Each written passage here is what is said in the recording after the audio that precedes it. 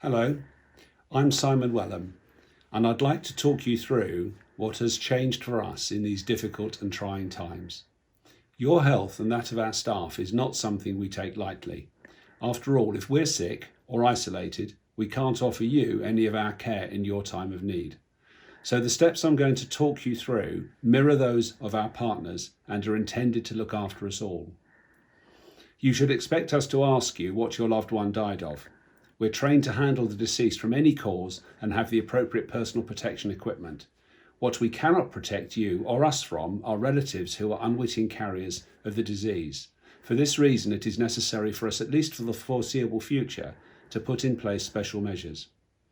Presently, we're doing our very best to continue to provide our services and ask that clients consider the safety of others during this time. Although we're carrying out regular deep cleans of all our offices and continuing to keep the high cleanliness standards of our vehicles, we ask your understanding in stopping face-to-face contact with us in favour of making arrangements using phone calls, video and email. You should expect to obtain the medical certificate cause of death from the hospital bereavement office or your GP surgery as usual. Registration will, despite the libraries being closed for all other reasons, continue there by appointment.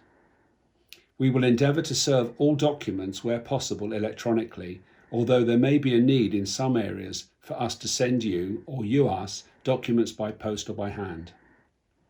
Many service celebrants and clergy will also restrict you to telephone conversations in detailing the funeral service for your loved ones. Sadly, we've also had to stop viewings in our chapels and viewing rooms, and consequently you cannot accept clothing to dress the deceased ahead of the funeral.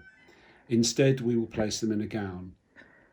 For the moment, the government have excluded funeral services from the ban on social gatherings.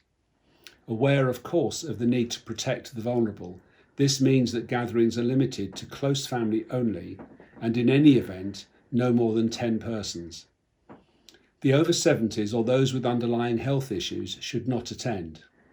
Most crematoria offer web streaming, which can allow those unable to attend to share the service. Regrettably, the Church of England have closed all churches to any form of worship, including private prayer. The Church of Rome and nonconformist churches are expected to follow suit. So for a religious service, the options are a graveside service in an open churchyard or a local cemetery, or in a crematorium chapel.